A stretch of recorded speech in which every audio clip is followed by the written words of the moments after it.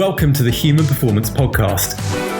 Here we talk about everything to do with human performance and how leaders and organisations can get the best out of themselves and their people. I'm your host, Alex Young.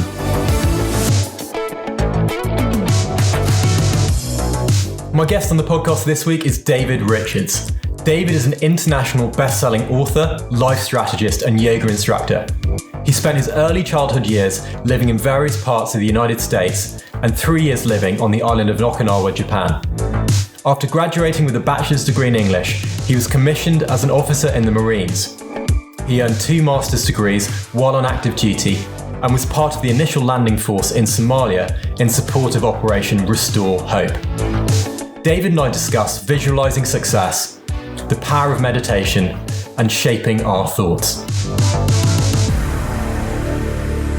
Hey, David, welcome to the podcast. How are you doing today? I'm doing great, Alex. How are you? I'm really good. It's fantastic to connect, albeit obviously virtually at the moment. We, are very excited to kind of dive into your story today. Just looking through kind of online, reading your background, it's absolutely fascinating. But rather than me kind of talk through it and butcher it, it'd be great for you just sort of tell everyone a little bit about yourself. Sure, absolutely. Thank you so much first for having me on. But I grew up in the military. My name is David Richards. So my dad was a Marine. So I was born just outside Washington, D.C. in 1969, moved around, and that was life. The idea of staying in one place was a foreign concept because we moved every 2 or 3 years. When I was 10, we moved to Japan. So I spent 3 years in Okinawa, Japan. So put that in context, this is 4 or 5 years after the Vietnam War. There's a heavy military presence in Okinawa.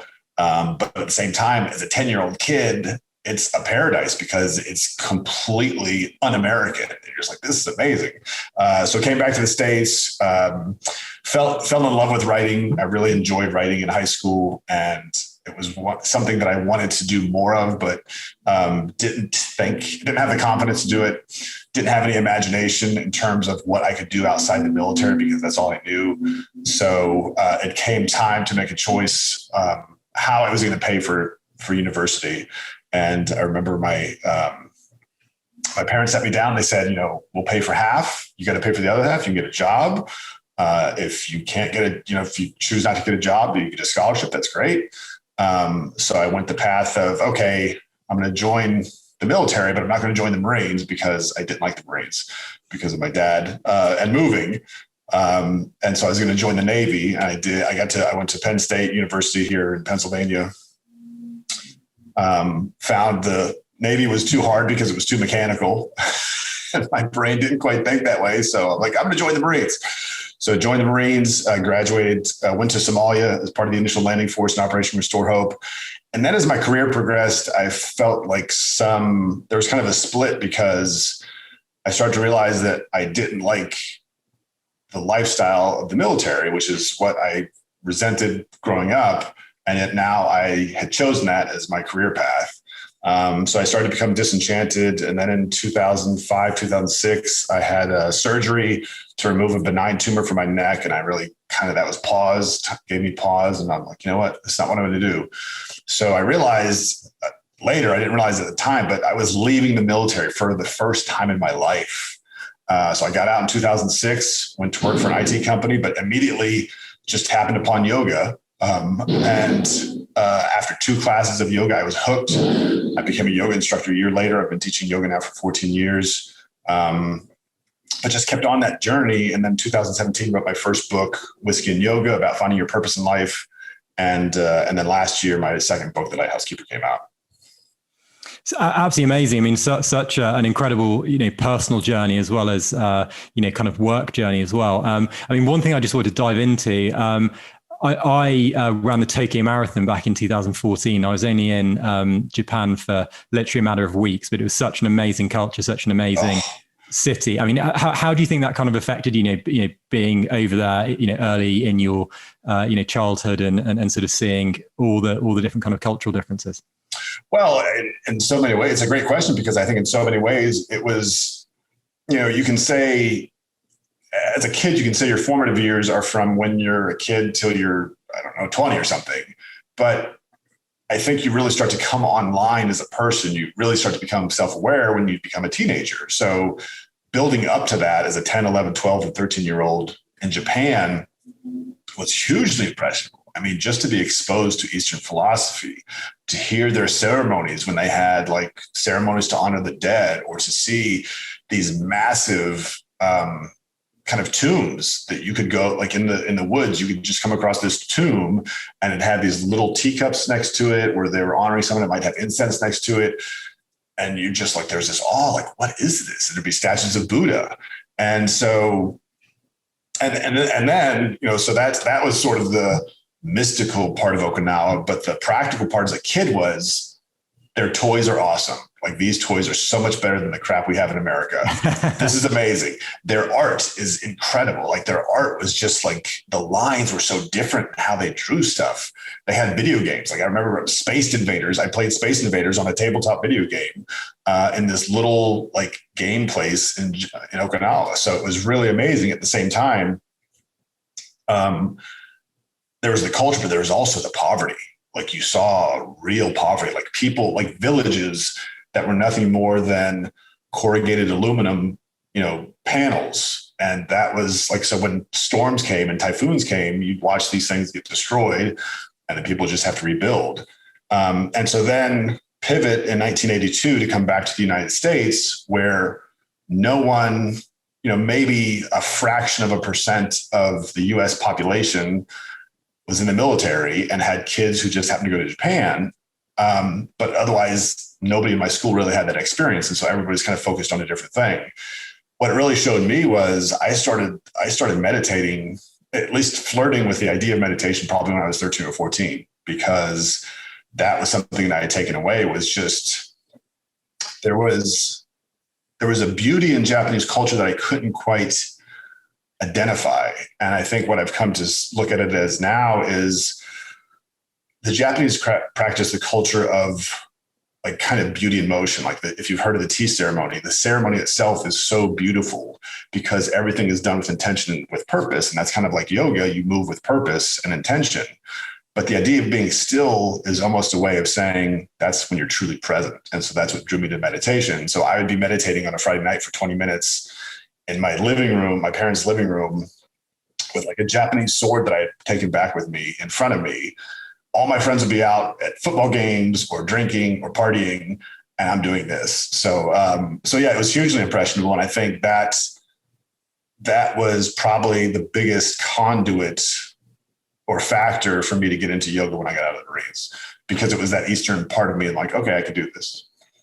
It's really, really interesting because, I guess, fast forward to kind of now, if you look at school systems, basically across the world, there's such a huge push for well-being for Yep. students around kind of exams and things like that. And now things like meditation and mindfulness and growth mindset and the childlike mind and sort of a lot of sort of Zen type philosophy is being sort of brought into school systems. Is that, have you found that kind of interesting, having that kind of, particular upbringing, which you were already, doing a lot of that yourself?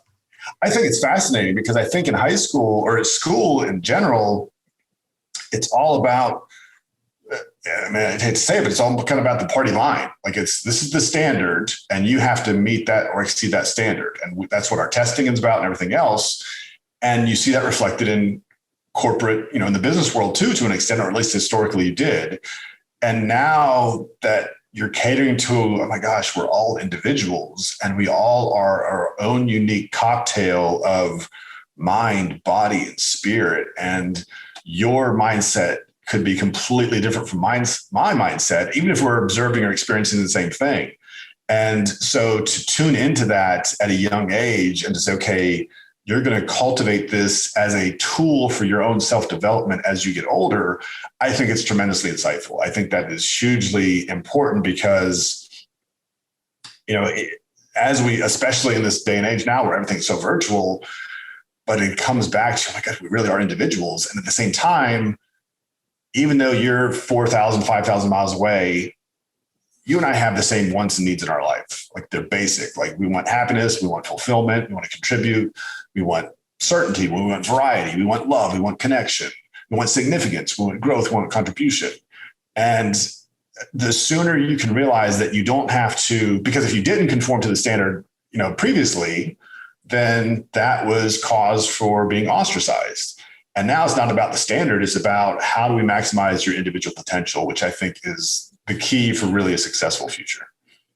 Yeah, absolutely. And we'll dive into, life choices and big decisions in a second. But before we kind of get there, I guess, in your journey, the next sort of step for you was obviously going into the Marines. And we've had, lots of military personnel on the podcast, both in the US, from the UK and from further afield as well. And everyone, I think globally, is very grateful for anyone in the military in their service. But part of the Marines especially is that trajectory of hard work, of getting through kind of boot camps and basically being beaten down and then built back up. Yeah. In terms of like kind of human performance and both the mental and physical side, could you speak to that? Yeah, it's so true. And it's interesting because I was born in the Marines. So in some ways I consider I was always going to be a Marine. I just didn't know it. And because it was just, I was raised like in the Roman days, the Roman soldiers left the families at home to go fight. And we do that now, but the families go wherever the military people go. And so I joined the Marines, one, because it was a path I was familiar with, but two, because I was like, if I can do anything, I can be a Marine. Like I've been around this my whole life. And initially I put my application in and it got rejected because my grades weren't great. My physical fitness wasn't great. And like my best friend, my college roommate, he got it. And so I was sort of devastated. I remember I sat in my room listening to Patience by Guns N' Roses. And I was like, this is actually going to take work. Like, this is like, it was kind of the first time in my life that I was like, okay, you can't just sort of finesse your way through this, or like, you have to plan and you have to prepare. And if you really want to be a Marine, you're going to have to earn it. It doesn't matter that your dad was in for 31 years or whatever. And so I went down that path. So then I got it. I went to officer candidate school, and it's officer candidate school is designed to see if you can take it.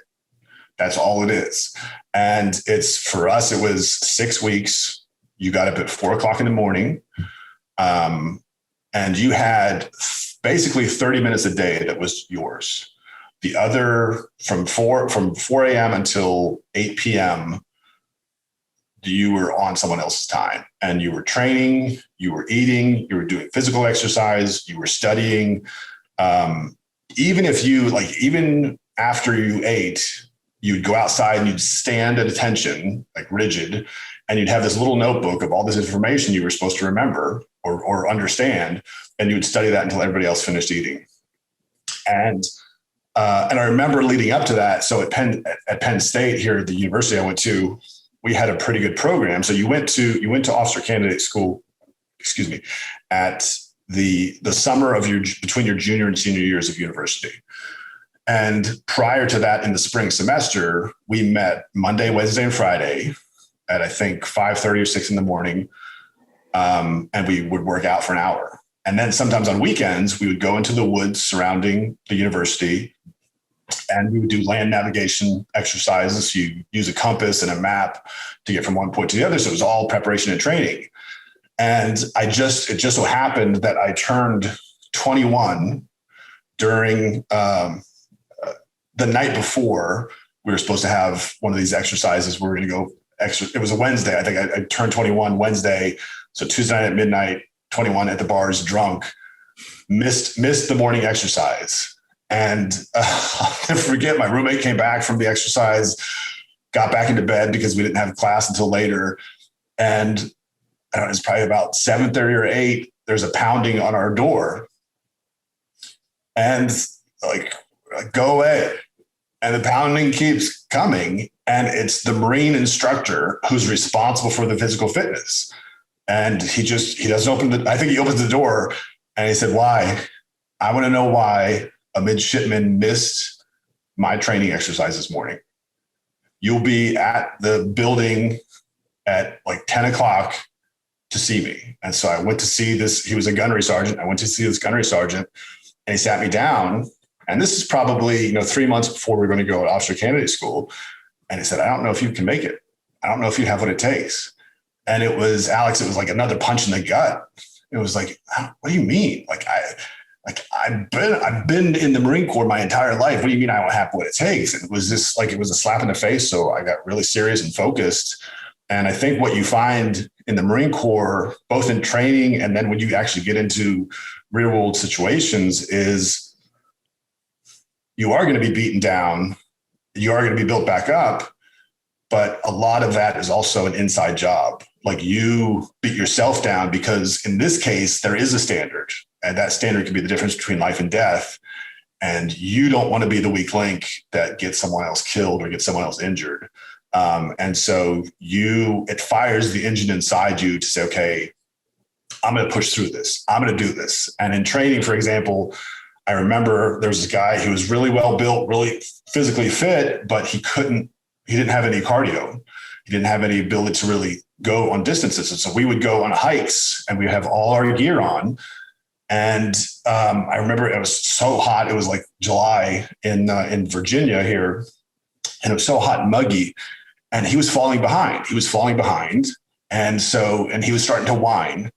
And so I just told him, grab the back of my kit and I will take you up this hill. And so we started doing that. And then one of the instructors saw it and he's like, stop. And that guy didn't make it through training. Like he lasted, I think, another week or so. He didn't make it through training. But again, it's not about like we're best friends. It's about like, I'll carry what I can of you, but you ultimately have to carry your own weight.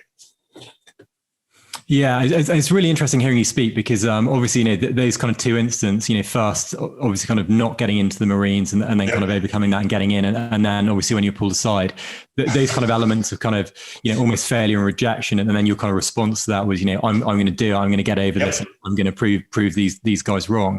Where do you think that kind of came from? Because, I guess a lot of people in that same situation, they might have just, thrown in the towel or given up. I think a lot of it was pride, really, and because like my best friend who had got accepted when I didn't, we went to high school together. Like we've known each other at this point for 8 years, and I mean that was almost half my life, and like I loved him, and I wanted to have those experiences with him because like this is like I wanted to serve, like I wanted to have like I hated the fact that we moved so much because I remember especially like again, Japan was so cathartic because that was where I had my first real tangible best friend. And our families moved. Mine went to North Carolina, his went to Virginia. And I blamed my dad. I was like, oh, like what would it be like to grow up with a best friend and you went through all sort of the phases of life with, and that didn't happen. And so I think it was, and part of it was I knew I could do this. Like I knew there was something fire inside me. It was like, you have only just begun to tap the potential. And I think the big shift for me was that first not getting accepted, because when I didn't get accepted and everyone else did, I completely shifted my game. I stopped partying. Like I just cut that off. I had nothing on my mind except my grades and my physical fitness. And that was it. So I remember my roommate used to joke with me because he said, you leave our house and you speed walk to class. It's the weirdest thing because it's like you're power walking, but you're dressed for school. You've got your backpack with your books and pens and stuff, but you're just like speeding to class. I'm like, yeah, I have to get this done. And so then because I wasn't drinking, I would go play basketball for 2 or 3 hours. I would go to the gym or I'd go outside and run. And I turned it around. And once I hit that, like studying became easier for me. Like if suddenly studying wasn't this struggle of how do I focus on this material and absorb it so I can relay it. It was something that I could do really easy and not take a lot of time. And so I think once I knew I had that, I said, okay, there's something inside me that I can chisel, that I can polish, that I can refine. And the more I do that, the more I can accomplish. And kind of moving forward in your kind of Marines journey, what were some of your, best and worst experiences kind of when you were serving or when you were on kind of active duty, and what kind of then led you to that sort of life-changing point where you're thinking, actually, I need to go and do something else? I think without question, the best experience was landing in Somalia. And because it covered such a kaleidoscope of emotions and thoughts in an incredibly short period of time. So I was in the Marines, you do what they call deployments. And so you'll go on Navy ships that are designed to carry Marines, and you'll either be in the Pacific or the Atlantic, but you're out there for 6 months and you're basically like a police officer on patrol, except you're on patrol for the world. So if something happens, you're going to go and you'll be the first ones there. You kick the door in, and then, Army forces, Air Forces, more Marines come in after you.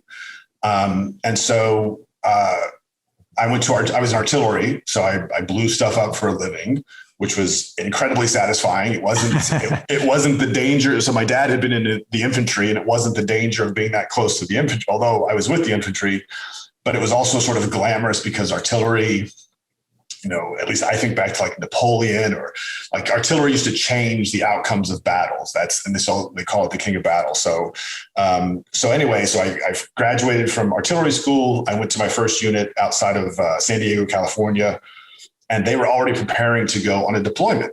And so what that means is you get all the money, you're getting all the funding, so you can do all the training. And so like, we're dropping out of these, dropping down on ropes out of helicopters. We are like performing mock raids on the coast of San Diego with these little rubber boats. We're shooting artillery on islands. We're spending days on ship. It's awesome and fun. And then you actually go on the deployment, go to Hawaii. Our steering broke, so we actually went back to Okinawa. So it was the first time, it was 1992. So the first time I'd been back to Okinawa since 1982. So that was kind of cool. And then Singapore. And then from Singapore, we were supposed to go do training in Kuwait for like a month. And then we would go down to Australia, which everyone wanted to go to Australia because like the Australians are cool and they drink beer and it's going to be fun. and so that was like, let's do that. So we left Singapore, and this is, I guess, right around Thanksgiving or just after Thanksgiving in 1992, which here in the US is late November. And we got diverted. They said there's a famine and there's a humanitarian crisis in Somalia. So we're going to send the Marines there, and you're going to go and provide food and security and stabilize the country so that we can deal with this famine.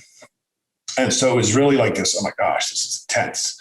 So there was all this planning we were doing. And as an artilleryman, artillery doesn't normally, when you do an amphibious landing, the first thing you have to do is establish kind of a foothold. So you have to get on the beach and make sure that you can bring other forces on and stuff like that. And so artillery, the howitzers themselves, the guns themselves are usually really big, and they usually don't come on shore until 3 or 4 days after you've established that foothold. So I was going to be what they consider a provisional rifle platoon commander. So I was going to take a group of Marines who are like the headquarters of Marines, like the comm guys, the supply guys, and we were going to form this small platoon of infantrymen, and we would be assigned a mission. So we did the planning, and then the intel we had said there were going to be 1,000 armed Somalis at the beach in Mogadishu to meet us in the morning. And so like, okay, there's like 1,500 Marines or so, and there's probably another 800 sailors.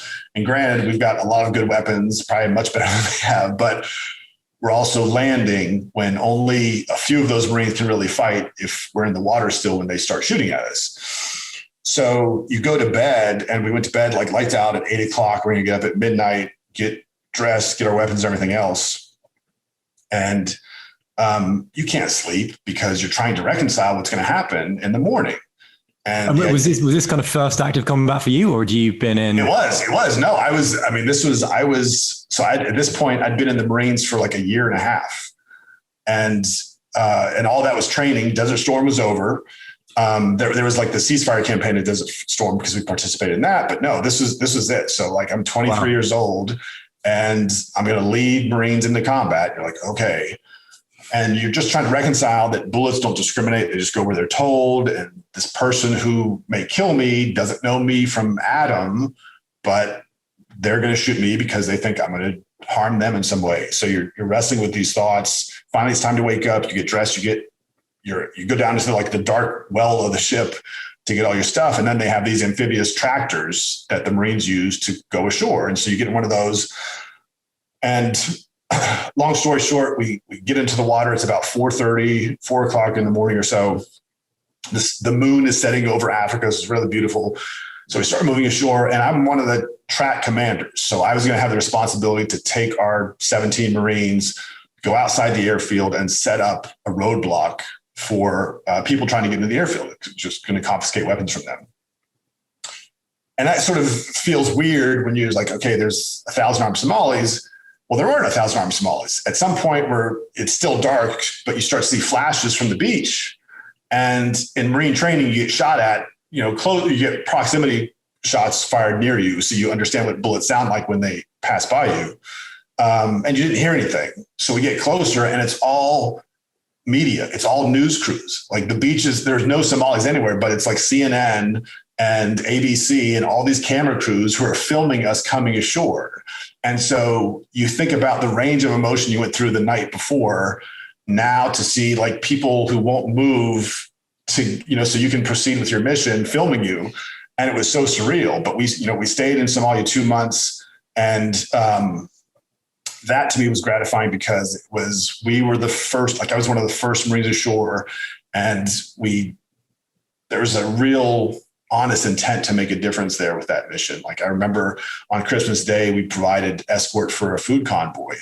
And I had a chance to share with Somali kids. Like these boys came up to me and were trying to have the conversation because they wanted to take the food from the trucks and just go home and eat. And I had to explain to them, using hand motions, basically, that the food goes into the distribution center and then it goes out through the entire city. And finally, one of the boys caught on and everybody started smiling. And so we took a picture. And so that was one of my favorite moments. And then I think one of the worst moments in my military career probably was just, just getting to a place, really getting to the place that, they say if you're going to get out, you want to get out like at 8 or 10 years, because then you haven't invested too much.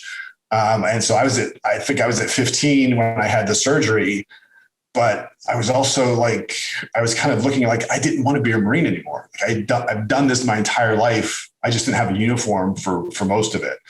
And I think it wasn't a bad moment in the sense that I was like, oh, why did I wait so long? But I think it was hard because I knew I was saying goodbye to some incredible people, and I was so grateful to serve with them, but I also felt like I didn't want to let them down by getting out. And that was I think the part that was hard. And how old were you at this point when you were making the decision to leave? So in 2006, I was 37. Okay, interesting. Yeah, because I took the decision. I was a little bit younger, so I was around 30 when I took the decision to kind of leave healthcare, which, it's really interesting. And it's a whole conversation itself. A lot of like people's identity stems from their jobs, and, you probably quite similar to me, a lot of probably, parental, pride with kind of what you were doing for your career and helping people and things like that. How difficult was it, not just for yourself to kind of come to terms with that decision, but also to like tell other people about it? It was actually, it was a struggle because, in some ways I felt like I was letting down my dad because my dad had served. It was ironic in that my dad retired while I was becoming an officer. Like he retired. I couldn't attend his retirement ceremony because it happened while I was at officer candidate school going through this rite of passage. I think there was that disappointment. And then I remember I crafted an email to some of my close friends because I'd had the good fortune to get go through 2 master's programs in the Marine Corps, one of which, let us go to Europe for 3 weeks and study battlefields. And everyone had to study a battlefield. And then you explained why the commander made the decisions they made, because that's what the purpose of the program was. We went to Vietnam for 10 days. And so these are guys I love dearly. And some of them were in Iraq at the time. And I was in like this sort of cushy job in Miami, working in Central America as part of our Southern focus. And so I wrote this email. I said, hey, you know what? My game's over. Like I've done this, but I know that I have to go do something else. And within a minute, my phone rang. And it was a very good friend of mine, another Dave, who was actually in Iraq at the time. And he was calling me from Iraq to say like, hey, love you. I know this is a tough decision, but, have a support. Anything I do for you, don't let me down. And so it was really gratifying, but I think what I didn't appreciate was how how sort of terrified I was of stepping into a world that I literally knew nothing about, because Right. the only time we'd lived among civilians was 4 years when I was just starting grade school. Wow. So it was early 70s, but everything else was on a military base, surrounded by military families, growing up with the military culture. Well, that's incredible. And so how did that kind of transition then come about, and how did you kind of end up in, the yoga phase, which you obviously are very passionate about now? Yeah. So I mean, even just the idea of looking for a job was a foreign thing, because the military always kind of told you where you're going to go, or you could say, well, here's what I want to do. And they say, okay, here's what's available to you. But it was always like, it was kind of a guarantee until you decided to retire, until they said, okay, we're done with you. So even looking for a job was weird. And I only applied to 3 places. I applied to an IT company. I applied to one of the people who had gone through one of these master's programs, had gotten out of the Marine Corps and had started a security firm out of Bahrain in the Middle East. Well, basically they were mercenaries. And so I because we're alumni, I reached out to him and was looking at, okay, I'll completely leave the world I know behind even further, like in terms of the US, but at least I'll be doing something because I'll have a weapon in my hand. And I know that mindset. And then I applied to a defense contractor just outside Washington, D.C., because one of my old bosses worked there. And the mercenary thing had this tremendous sort of romantic appeal, because it was like pirates, sort of like scandalous. I could probably make a lot of money, and it'd be sort of exotic and dangerous.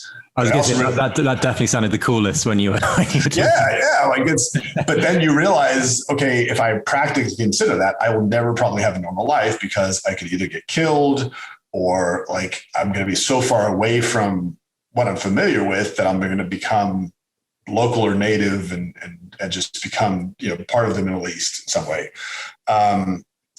And so I kind of pushed that aside. I did interviewed at the IT company. And then by the time I flew up to Washington, DC to meet the defense contractor, I had a job offer from the IT company. And I was so ecstatic, because it was more money than I had seen. Like even when I was negotiating the salary, because the guy who hired me, thank goodness, was himself a Marine. I think because I had done the research on what I made, and he said, he's like, "What price are you thinking? What's your salary?" And so I gave him a number, and he's like, "Yeah, you probably want to go a little bit higher than that." So like, what boss, what hiring manager is going to say that to you? So he gave me a number. I'm like, okay, that's good. And so I got out, and I think it was the weekend after actually leaving active duty that I read a sports magazine about American football players using yoga to strengthen their midsections. And so I work out a lot. I lift weights. I'm like, well, that might be interesting, like to stretch a little bit. That'd be kind of cool. So I took a class. It was a gentle class. And a gentle yoga class, if for those unfamiliar, is just a class where you don't really exert yourself. You don't hold poses that are strenuous, because that's not the purpose of gentle yoga. And so I finished the class, and I was like, I guess it's all right. I mean, it might be a cool complement to weightlifting. 2 days later, different class, different style instructor, and I'm just drenched in sweat. And we're just moving. But I am like, we're trying to bind our hands behind our body in this weird pose. And I'm just watching the sweat pour onto the mat. And the instructor comes by, this lovely woman, and she just bends down and whispers, "Use your hand towel." And so I had a hand towel. So I grabbed the hand towel and I wiped my face from all the sweat. And she says, "No, use it to bind your hands." I'm like, oh yeah, okay. Oh, I can totally bind my hands now. But I left the class. Like in the end of most yoga classes, you have what's called shavasana, or corpse pose, and you just lie still. And it's kind of this both deeply intense focus, but also relaxation. And you realize they're kind of one and the same when you really come down to it. And it's beautiful. And I left class. I'm like, what was that? Like, that felt weird. And then I think I took a couple more classes. And what I realized was in my last assignment in the Marine Corps, I spent a lot of time like in Honduras and in Panama, working with their militaries or their defense industries. And I might get like 50 email a week. And then working for an IT company, which produces email, I would get like 50 email in 2 hours. And so I would leave work and my mind would just be all this noise and be to-do lists and reminders and PowerPoints and Word documents and Outlook. And I found when I stepped into the yoga room and sat down on the yoga mat, it just got quiet. And I was like, okay, what is that? That I want more of that. I'm going to do that. And I got hooked. And a year later, I became an instructor. And I say instructor because I was raised with a Judeo-Christian background. And so being exposed to Krishna and Vishnu and Shiva and, the Hindu association with yoga, I was all right, I'm not going to get too close to that. Like I want to keep my distance from that. But enough of it came around me that I started to understand the practice and the principles of it. And I became hooked. And then it was, okay, how can I make yoga part of me? And then how can I give that to other people?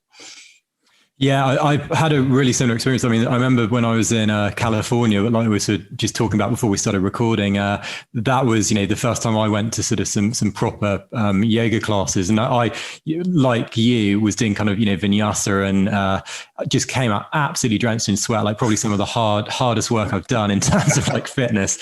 And I'm like a big like gym guy and like runner and stuff. And it was crazy, but so good. And exactly as you say, both for body and for mind. And, with all these experiences kind of bringing it together, you then subsequently went on to write this down and put it in a book and help other people.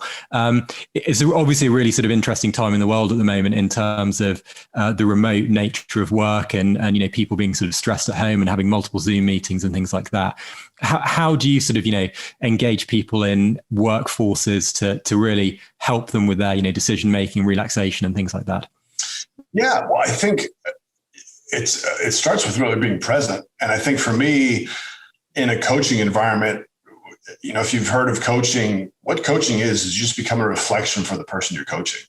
And so even in a broad audience, you can share those ideas and practices. And it really comes down to, we all have patterns in our life. We all have beliefs in our life. And those beliefs and patterns shape who we are.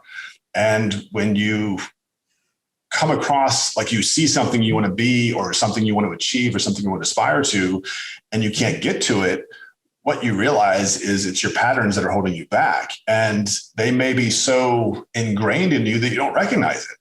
But once you recognize it, you can immediately change it. And when you change it, it's like, oh my gosh, it's this big release.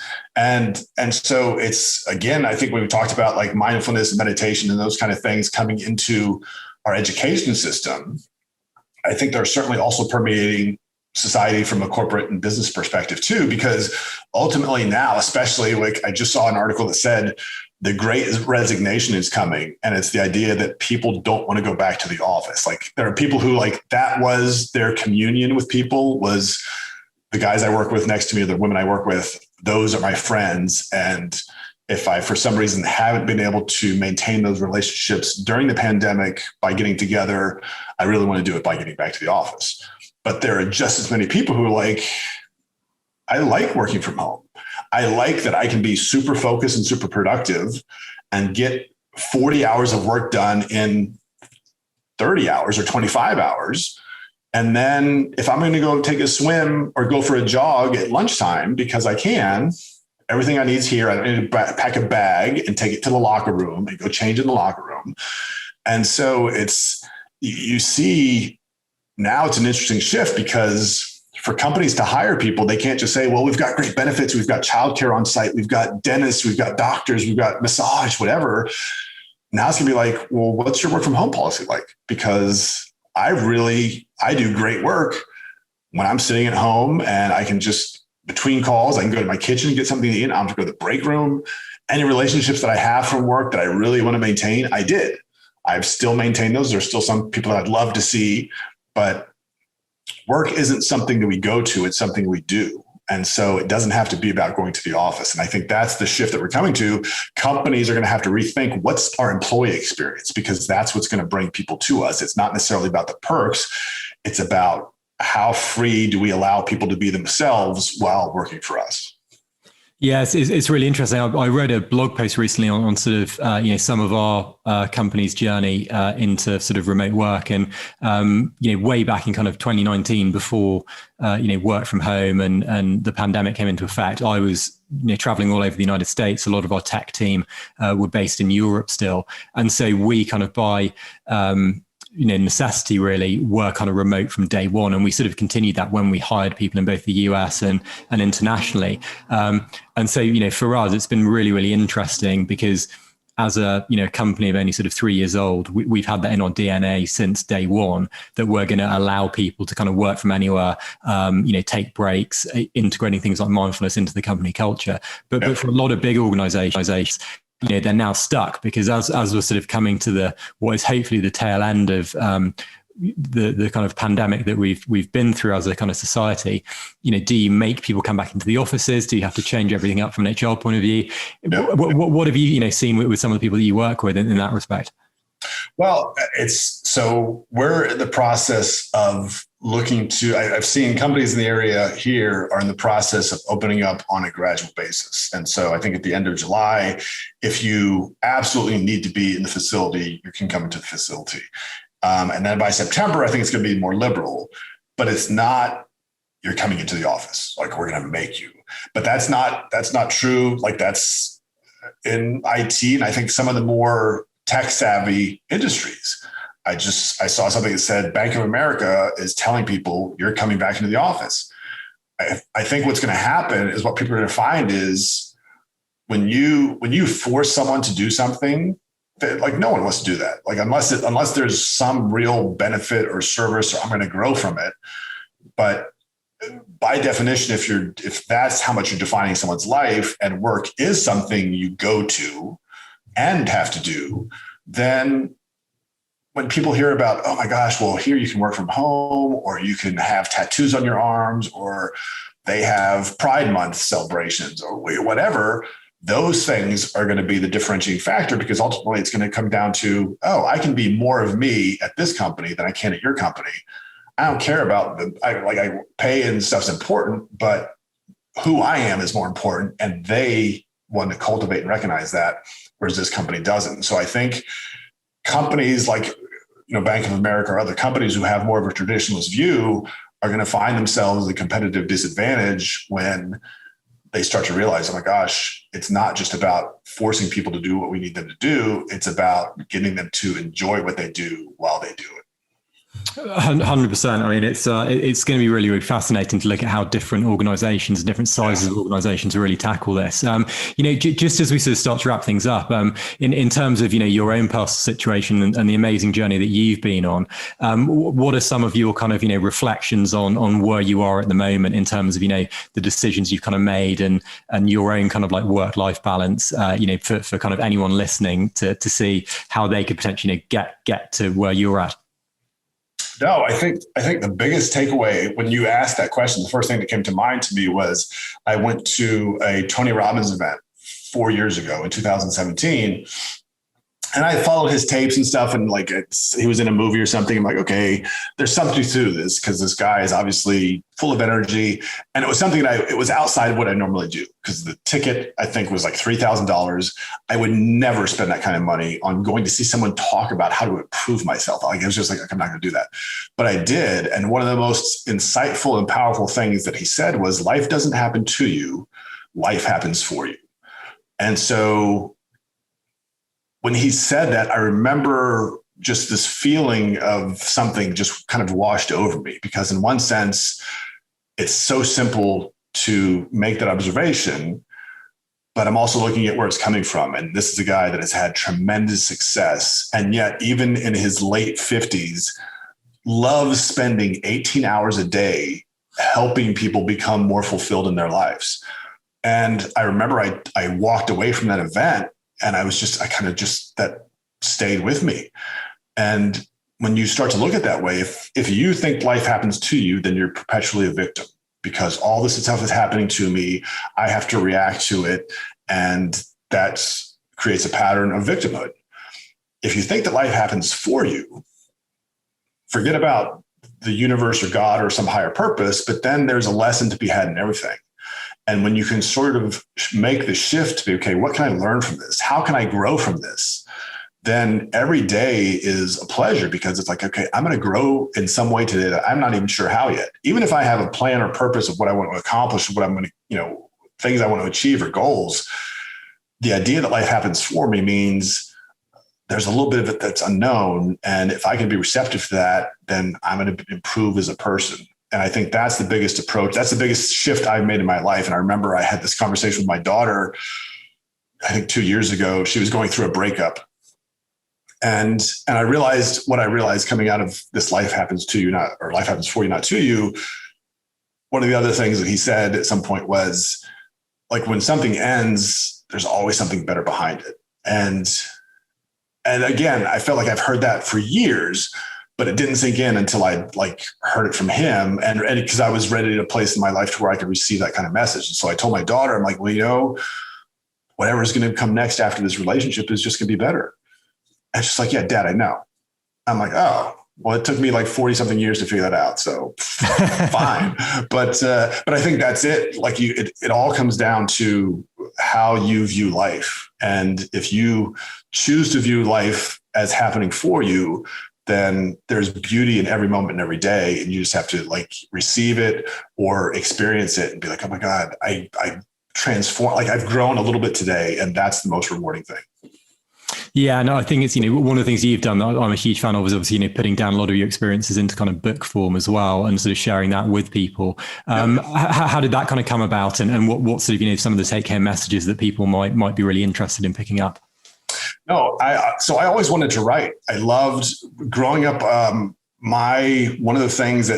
One of my stability things, besides I think I had a security blanket when I was a kid, but one of my other securities was comic books.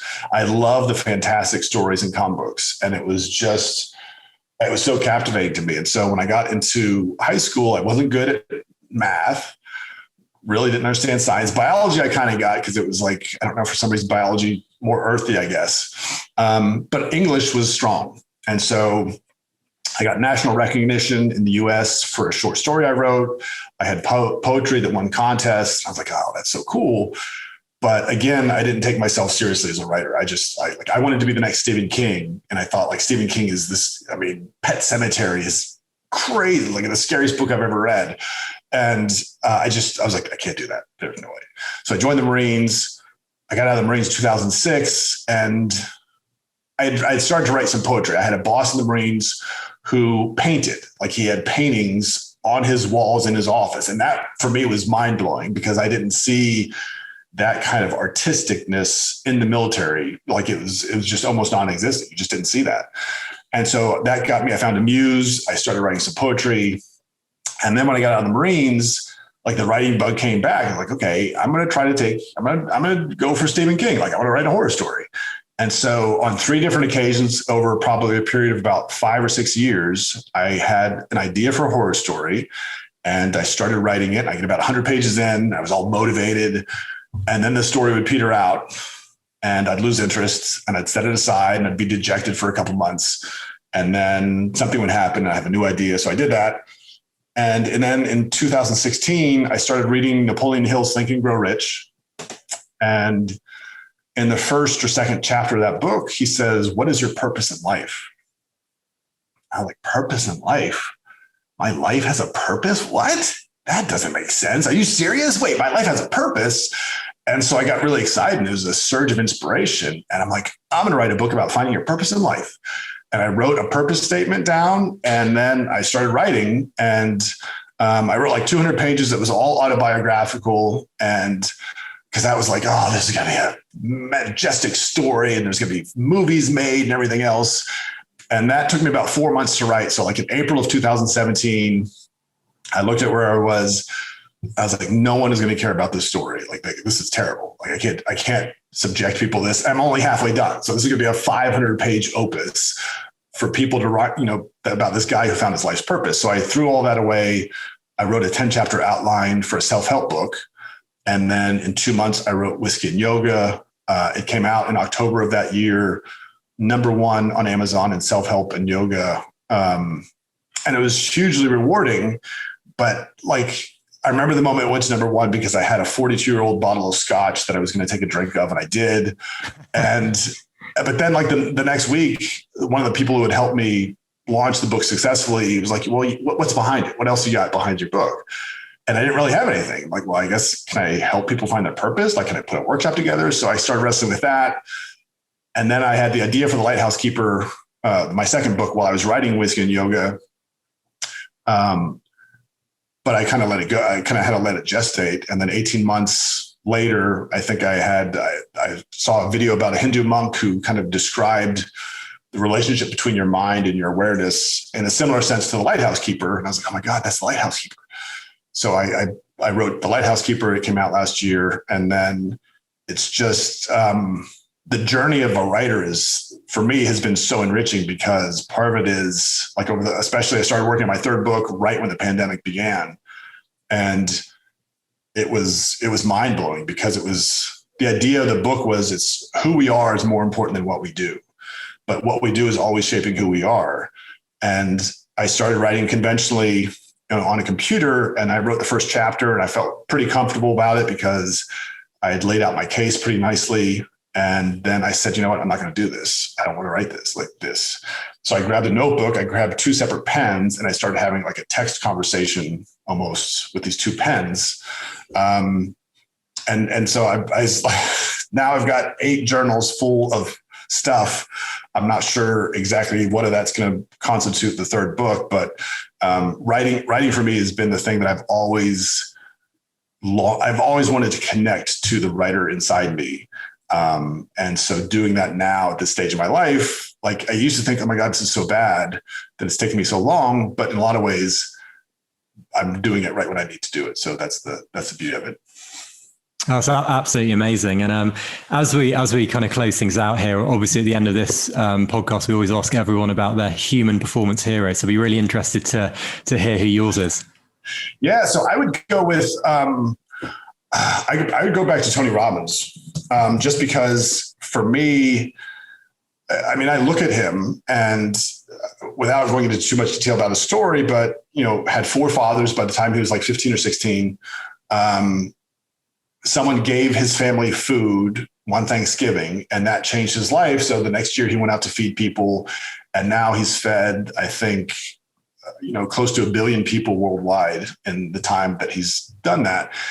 But you also see like what he's done to himself. Like his vocal cords, your vocal cords should be the size of like, I think your pinky or something. And his are the size of a piece of paper, because he talks for a living. Like that's all he's done. And so he said at some point, when he would see the doctors, like, you shouldn't be able to talk, but somehow what you've done is your physiology, you've created a false voice box from your diaphragm, and that's how you're able to speak. And so even now at 61, I just did something with him a few weeks back, and the energy he brings, and it's not because he knows the secret to really life is to contribute and to give. And when you do that from a genuine place, authentically, what you receive is so incredible. And so like, you can see that this is a guy who does things out of love. And I have tremendous respect and admiration for Tony. Amazing. Awesome example. David, it's been fantastic speaking to you. And I'm hoping that as the world opens back up, I can come out and catch up with you in person at some point in North Carolina, if all being well. But in the interim, if anyone does want to sort of get in touch with you, how can they find you? Alex, it's been so great talking to you. I would love for you to come out to North Carolina. We'll go to the beach. We'll go to the mountains here. There's such incredible scenery here in North Carolina. So I am online at davidrichardsauthor.com, Instagram, David Richards Author, and then Twitter, David Richards A2. Amazing. Thank you so much for joining us today. It's an absolute pleasure, and keep doing all you're doing. And thanks again so much for your service. Alex, thank you so much.